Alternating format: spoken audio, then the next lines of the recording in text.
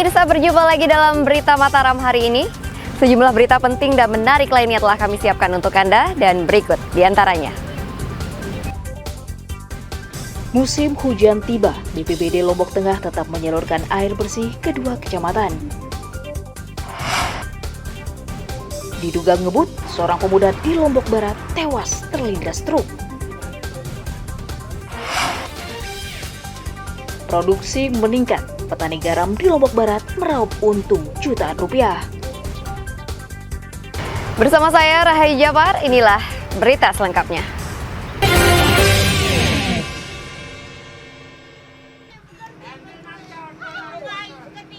Badan Penanggulangan Bencana Daerah Kabupaten Lombok Tengah masih menyalurkan air bersih ke sejumlah wilayah memasuki musim penghujan.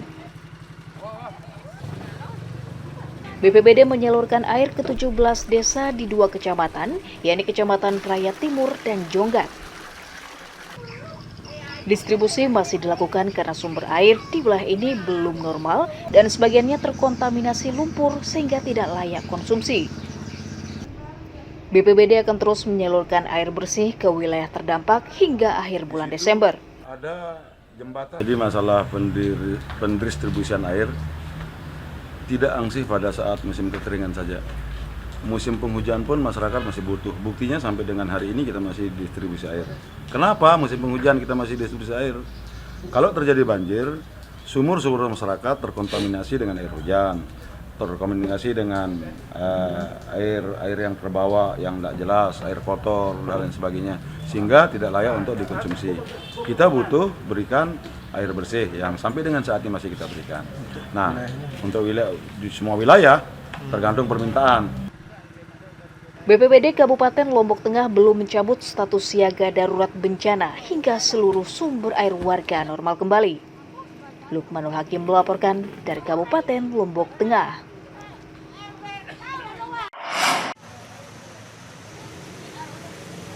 Puluhan warga korban banjir di Kecamatan Sekotong, Kabupaten Lombok Barat meminta pemerintah daerah mempercepat pembangunan tanggul di wilayahnya. Warga mengklaim luapan banjir karena rendahnya tanggul sungai sehingga tidak mampu menahan debit air.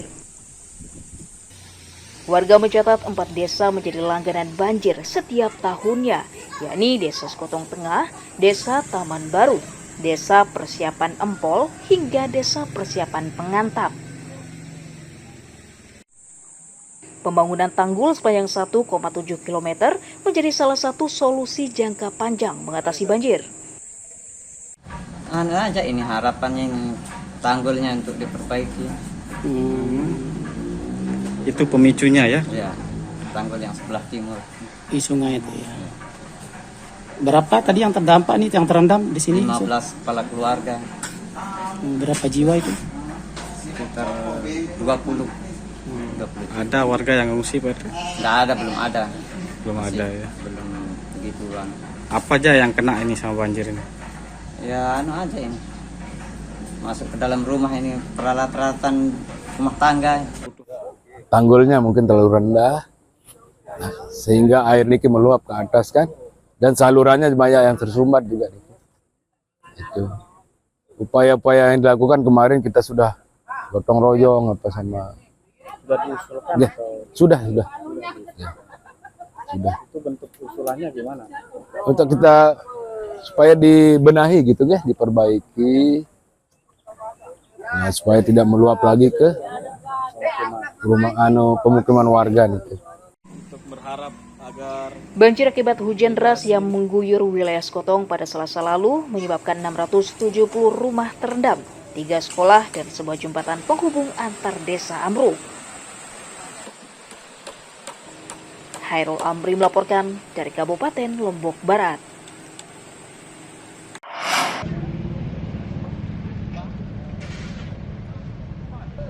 Ratusan personel TNI bersama Badan Penanggulangan Bencana Daerah bergotong royong membersihkan saluran irigasi di sejumlah wilayah rawan banjir di Kota Praya. Petugas menyingkirkan sampah berupa ranting dan plastik untuk memastikan saluran irigasi bisa menampung luapan air saat hujan. Sejumlah kali atau irigasi yang dangkal juga dikeruk agar air tidak meluber. Selain tidak terawatnya saluran irigasi, banjir biasa terjadi akibat kurangnya kesadaran masyarakat yang tetap membuang sampah sembarangan.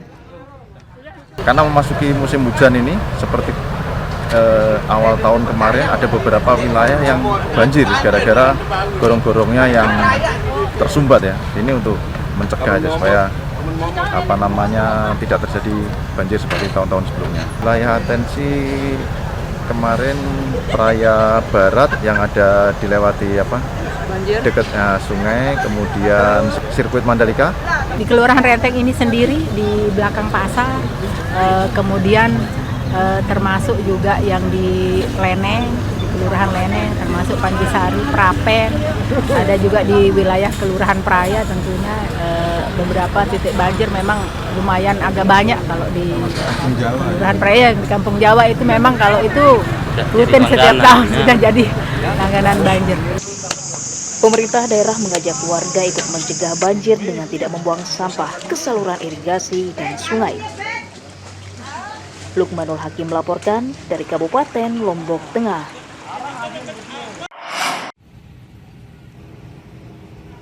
Puluhan pohon di Jalan Protokol Kota Selong, Kabupaten Lombok Timur dipangkas oleh Dinas Lingkungan Hidup dan Kebersihan memasuki musim penghujan. Petugas memotong dahan yang menjulang ke jalan serta menebang pohon yang sudah lapuk dan rawan tumbang. Hal itu untuk menjawab keluhan warga yang melaporkan sejumlah pohon yang rawan tumbang menimpa rumah dan pengendara. Agar tetap terlihat asri, petugas juga menyiapkan bibit pohon pengganti. Jadi kita sudah mengantisipasi itu bersama BPBD Singapura Selatan Sektor yang terkait dengan ini, sehingga sudah dibentuk tim tabah jadi tim tabah LH kebagian dalam hal yang berhubungan dengan penanganan pohon tumbang. Jadi sudah dibentuk tim sehingga dengan harapan sehingga ketika ada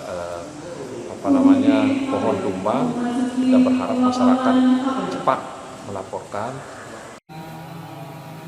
Peremajaan pepohonan di sepanjang jalan Kota Selong akan dilakukan bertahap untuk mencegah timbulnya korban jiwa memasuki musim penghujan. Muhtadun melaporkan dari Kabupaten Lombok Timur.